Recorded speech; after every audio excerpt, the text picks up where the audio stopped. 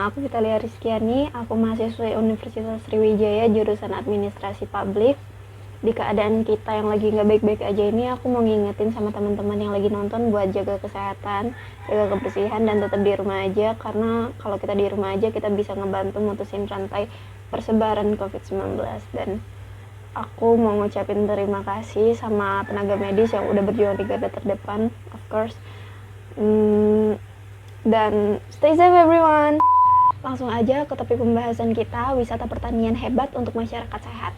Kita tahu bahasanya Indonesia itu merupakan negara yang masih berkembang dan pembangunannya terus mengalami kemajuan. Akan tetapi masih banyak daerah-daerah yang tertinggal seperti pedesaan yang wilayahnya itu sebenarnya potensinya itu bisa kita gali untuk kemajuan desa itu sendiri.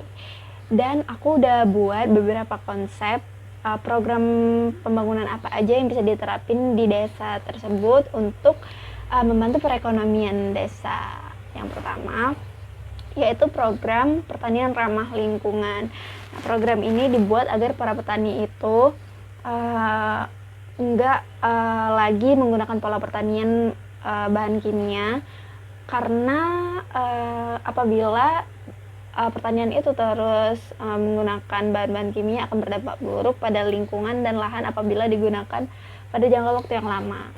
Terus kita tahu bahwasanya pangan yang baik bisa dihasilkan dari pola pertanian yang baik pula. Dengan cara apa? Dengan cara pertanian itu menggunakan pola pertanian organik. Nah, pola pertanian organik ini mengikuti prinsipnya untuk meninggalkan pola pertanian berbahan kimia seperti menggunakan pupuk, pestisida, kimia sintetis. Dan kita tahu juga bahwasanya segala sesuatu yang ada di alam itu memiliki fungsi dan manfaat yang bisa memenuhi kehidupan kita. Jadi apa salahnya dengan cara seperti itu juga kita merawat lingkungan. Dan di alam pun ada keragaman hayati dan keseimbangan ekologi yang perlu kita jaga. Itu yang pertama. Yang kedua, pertanian itu tidak dikelola oleh para petani sendiri atau perseorangan. Proses yang dilakukan pada proyek pembangunan ini dilakukan dan dikelola oleh badan yang mendistribusikan hasil panen yang telah dikelola bersama untuk memajukan perekonomian desa. Dengan cara apa? Dengan cara mengajak para pelaku usaha beras seperti pabrik-pabrik untuk mendistribusikan hasil panen kita. Nah, petani itu kan merupakan orang yang melakukan usaha pertanian untuk memenuhi sebagian atau seluruh kebutuhan hidupnya di bidang pertanian, bercocok tanam. Dan nilai tukar petani itu merupakan salah satu indikator untuk menilai tingkat kesejahteraan petani. Jadi kita harus buat program yang bisa menguntungkan para petani pula. Itu yang ketiga, yaitu kebun hidroponik. Sama proses pelaksanaan dari program ini tuh menggunakan pola pertanian organik yang dibuat di satu wilayah sebagai tempat, bisa juga sebagai tempat kunjungan wisata apabila ada mahasiswa atau organisasi yang ingin meninjau dan mengetahui bagaimana sih cara melakukan pertanian menggunakan cara hidroponik itu. Dan kenapa aku milih ini? Karena hidroponik itu memiliki kelebihan ramah lingkungan. Pertama, karena dia tuh nggak gunain pestisida untuk melakukan proses pertaniannya. Dan ini tuh poin keduanya tuh nggak butuh lahan besar seperti lahan tanah itu, nggak, karena media tanah itu bukan ini ya untuk hidroponik ya. Terus ada beberapa tanaman yang bisa dilakukan di pertanian hidroponik ini, kayak nanam sawi, kangkung, stroberi, wortel, brokoli, cabai itu bisa. Dan untuk di zaman sekarang ini hidroponik itu bisa membantu perekonomian seseorang, apalagi untuk pedesaan. Yang selanjutnya yaitu Desa Seribu Bunga. Aku buat program ini sebagai tempat wisata untuk memperkenalkan desanya juga. Dan di zaman sekarang kan orang-orang pada nyari tempat hiburan yang unik dan menarik. Aku buat program ini tuh sebenarnya nggak langsung sih, secara berkala, karena bibit-bibit tanaman itu kan nggak mungkin mudah didapat ya, terus membutuhkan biaya yang besar. Dan intinya aku pengen tempat wisata ini bisa menguntungkan desa, bisa banyak mengundang masyarakat untuk berwisata di Desa Seribu Bunga. Untuk pengembangannya mungkin nanti dijelasin sama teman aku. Terus yang selanjutnya itu pembuatan kerajinan. Pembuatan kerajinan bunga hias itu dibuat dari sampah plastik yang diolah oleh UMKM desa sebagai bentuk pengolahan ini, pengolahan ulang barang bekas, biar desa itu memang nampak asri dan ramah lingkungannya. Dan catatannya di sini, aku mau masyarakat itu juga turut andil. Dengan cara apa? Dengan cara menyumbangkan sampah plastik mereka untuk ditukarkan dengan bahan pokok seperti beras, gula, kopi, dan sayur-sayuran pada badan UMKM. Terus untuk yang terakhir itu peternakan ayam petelur. Ayam petelur itu dibudidayakan sebagai untuk dihasilkan telurnya, karena kita juga tahu bahwa kebutuhan akan telur, daging itu cukup dibutuhkan di masyarakat. Dan aku pengen program ini bisa memperkerjakan para pemuda-pemuda di desa, dan caranya dengan dilakukan penyuluhan, dilakukan secara bertahap, karena untuk 6 program ini membutuhkan biaya yang besar. Semoga konsep-konsep yang aku buat bisa diterapin di desa dan bisa memajukan perekonomian desa. Itu aja. Dan untuk pengembangan infrastruktur, terus pengelolaan dan biaya nanti akan dijelasin sama teman aku. Bye. Assalamualaikum warahmatullahi wabarakatuh. Perkenalkan, nama saya Citra Anggraini. Saya di sini akan menjelaskan tentang pengembangan dari konsepan yang sudah dijelaskan sebelumnya oleh saudari Vitalia Rizkyani. Adapun konsepan-konsepan tersebut, yang pertama ialah program pertanian ramah lingkungan. Nah, program pertanian ramah lingkungan ini dibuat agar para petani tidak menggunakan bahan kimia untuk mengembangkan bahannya. Nah, pengembangan program ini pertama-tama pemerintah setempat atau badan usaha setempat melakukan sosialisasi atau penyuluhan dengan para petani mengenai pola pertanian organik tanpa menggunakan bahan kimia, di mana badan usaha desa ini akan menghasilkan hasil panen yang baik serta ramah lingkungan. Lalu pengembangan dari konsep yang kedua ialah pertanian tidak dikelola oleh perorangan lagi, melainkan berkelompok. Nah, pertanian kelompok ini sudah diatur oleh badan usaha, dan badan usaha yang bersangkutan bertanggung jawab untuk mendistribusikan hasil panennya tersebut. Nah, pengembangan selanjutnya adalah membuat kebun hidroponik. Nah, yang pertama, pemerintah atau badan usaha desa itu sendiri membuat sosialisasi lagi mengenai bercocok tanam menggunakan sistem hidroponik. Nah, di sini mereka bertanggung jawab untuk mengajarkan masyarakat tentang bercocok tanam hidroponik sebagai ajang edukasi dan sebagai ajang wisata juga untuk desa tersebut. Nah, pada mengadakan sosialisasi mengenai sistem cocok tanam menggunakan sistem hidroponik ini, pertama-tama harus mengenalkan bahwa sistem ini tidak membutuhkan lahan yang luas, tetapi hasil panen dari kebun hidroponik ini tetap memiliki harga jual yang tinggi, dan tentunya hasil tanaman dari kebun hidroponik ini lebih sehat karena terbebas dari pestisida. Adapun keuntungan dari menggunakan sistem bercocok tanam hidroponik ini, yang pertama tidak membutuhkan lahan yang luas, yang kedua perawatan lebih praktis, hemat pupuk, lalu harga jualnya tetap tinggi, bisa dibudidayakan di luar musim, dan hasil produksinya berkelanjutan. Lalu yang keempat, ada pengembangan konsep dari desa Seribu Bunga yang dikelola menjadi tempat wisata. Nah, yang pertama-tama pengembangannya itu pegawainya dari ibu-ibu sekitar, ibu-ibu rumah yang ada di desa tersebut. Nah, mereka ditugaskan untuk memilih bibit-bibit bunga, lalu menanamnya hingga menjadi taman. Nah, dalam jangka waktu panjang, taman itu diharapkan bisa menjadi tempat wisata lokal bagi warga desa tersebut. Dan bila memang taman tersebut bisa maju terus, diharapkan adanya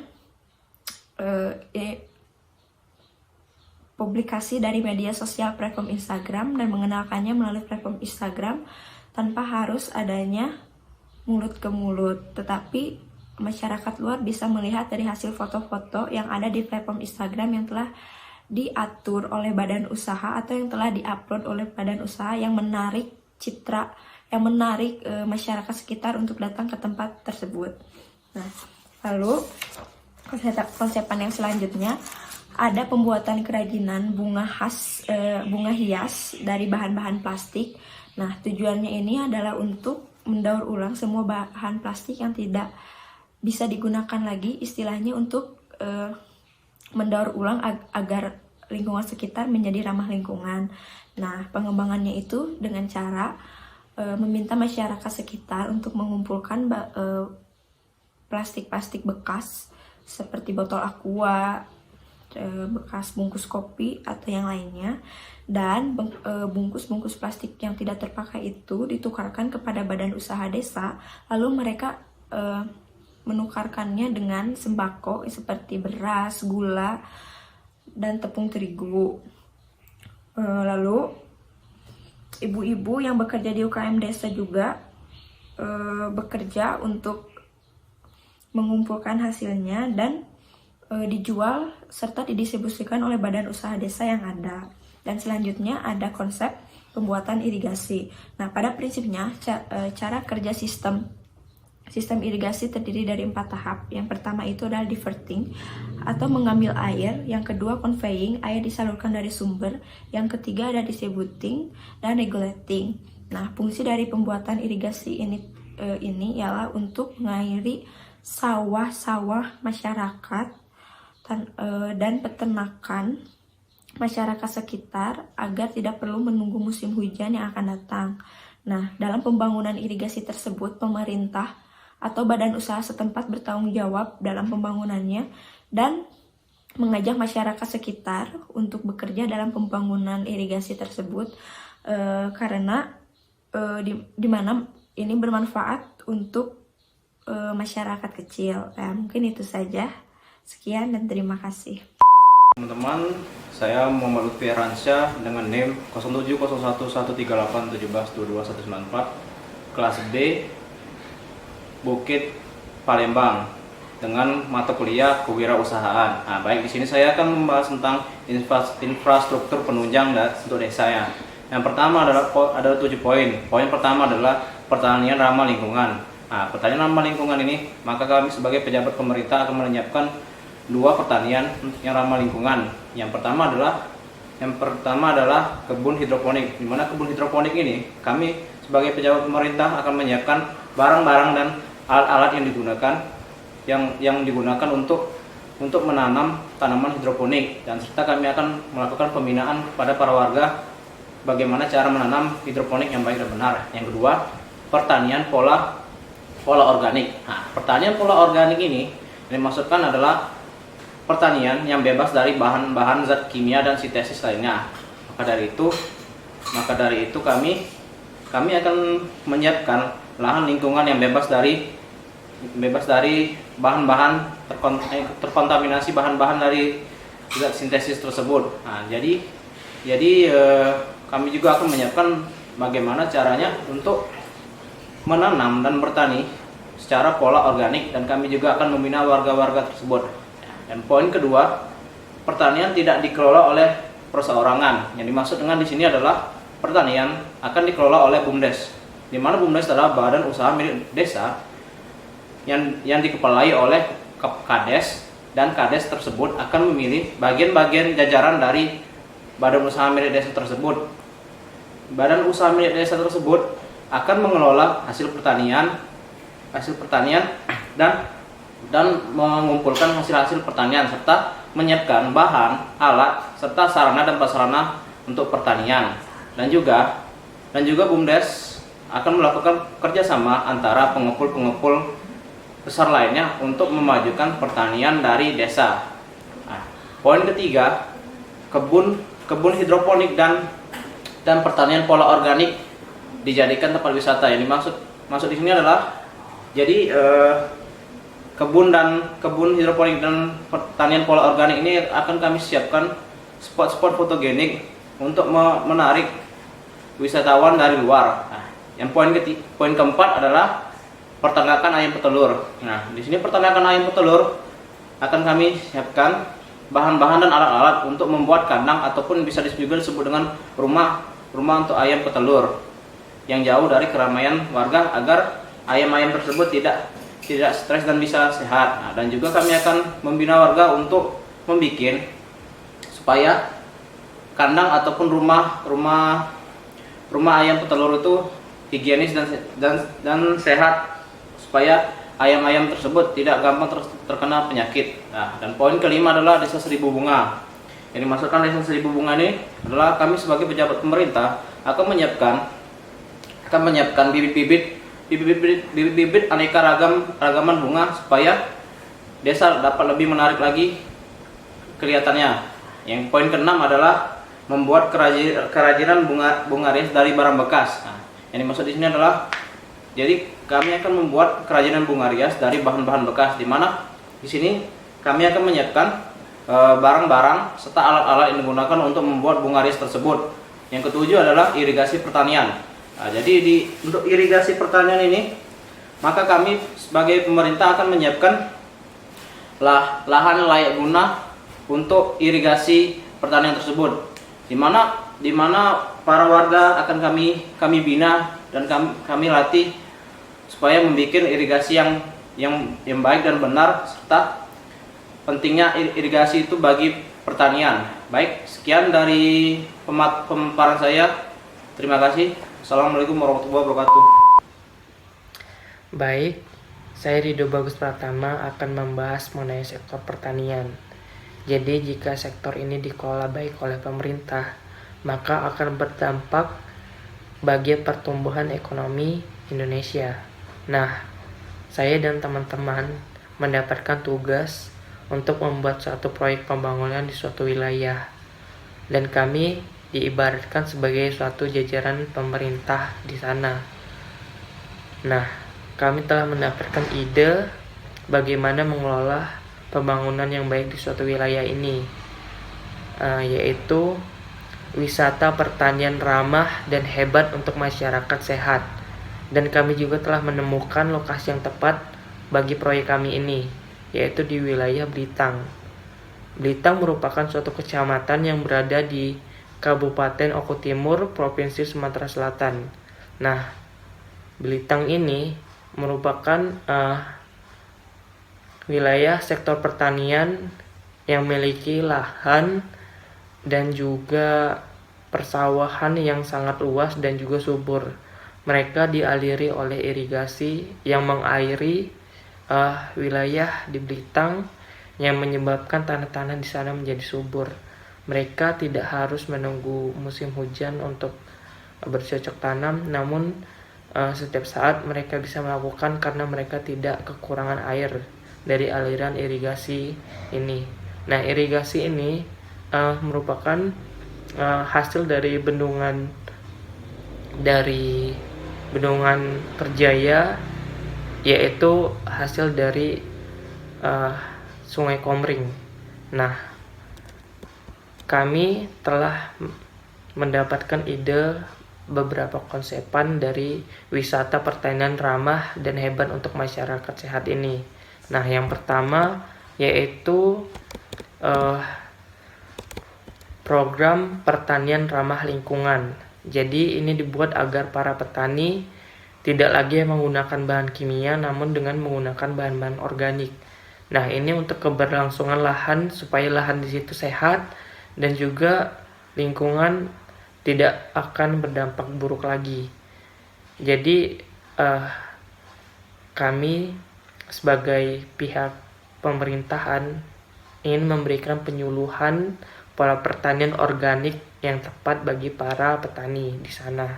Lalu yang kedua, pertanian yang dikelola oleh satu badan. Jadi ada kerjasama antara pemerintah dan petani, dan ini menghasilkan suatu badan yang efektif yang mampu mengelola hasil pertanian dengan baik. Nah, jadi tidak ada pertanian yang melakukan dengan cara perseorangan. Lalu yang ketiga, kami membuat wisata dan sosialisasi juga untuk pembelajaran bagi wisatawan. Nah, yang pertama, kami ingin membuat kebun hidroponik yang dilakukan dengan pola pertanian organik. Ini dibuat di suatu wilayah yang berada di Belitung sebagai tempat kunjungan juga bagi wisatawan untuk berfoto-foto di sana. Dan juga hasilnya akan menghasilkan produk-produk dari tumbuhan atau tanaman sayur yang baik dengan kualitas yang tinggi.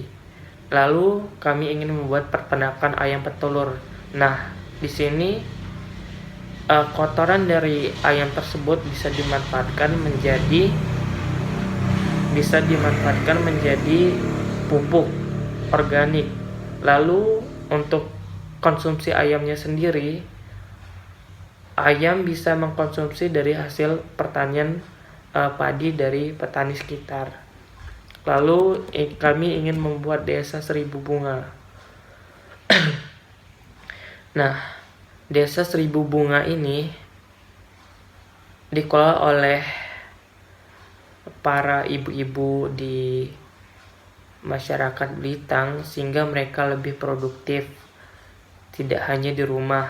Lalu mereka juga dapat membuat suatu wisata yang menarik dikunjungi oleh wisatawan karena bunga-bunga yang banyak dan juga warna-warnanya membuat pemandangan di sana menjadi indah sehingga bisa dijadikan tempat untuk berfoto-foto. Lalu yang terakhir, kami juga ingin membuat desa dari bunga dari bahan plastik. Mengapa kami ingin membuat suatu produk dari bahan-bahan plastik? Karena tidak hanya ingin membuat wilayah itu menjadi wilayah yang subur dan juga bagus, kami juga ingin menjadi wilayah Belitung menjadi wilayah yang ramah lingkungan. Karena dengan menjaga kebersihan yang sana, dengan mengelolanya bahan-bahan plastik yang ada, lingkungan di sana menjadi lebih asri. Nah, itu diskusi yang telah kami lakukan. Sekian, terima kasih. Jadi sekarang kita langsung ke topik pembahasan tentang pembiayaan. Jadi untuk pembiayaan, maka untuk poin 1 pembiayaan kebun hidro dan pertanian organik dan perkirakan biayanya sekitar 50 juta. Untuk badan pupuk, alat dan lainnya sebagainya. Dan untuk poin 2, yang pengelolaan tidak dikelola perseorangan, maka akan dibentuk BUMDes yang dimana membutuhkan pembiayaan untuk membuat bangunan BUMDes dan bagi bagiannya diperkirakan sekitar 100 juta. Nah, untuk poin ketiga, maka dipersiapkan tempat spot foto yang akan memakan biaya 1-2 juta. Untuk poin keempat, dan pakan dan hal lainnya diperlukan maka akan memakan biaya sekitar 30-40 juta. Untuk poin yang kelima, untuk desa 1000 bunga maka kami akan memberikan bibit bermacam-macam bunga yang memungkinkan akan memakan biaya sekitar 8-10 juta untuk seluruh bibit bunga. Dan untuk poin keenam itu ada tentang hiasan dari bahan bekas, maka kami akan bekerja sama dengan pengepul barang bekas supaya dapat mengurangi biaya dan mungkin akan mendapatkan biaya sekitar 10 juta. Dan untuk poin ketujuh, untuk irigasi pertanian maka akan membeli lahan untuk warga di mana akan dijadikan sebagai irigasi pertanian, dan lahan dibeli ada sampai 2-3 lahan dan mungkin kisaran harga 200-500 juta. Terima kasih.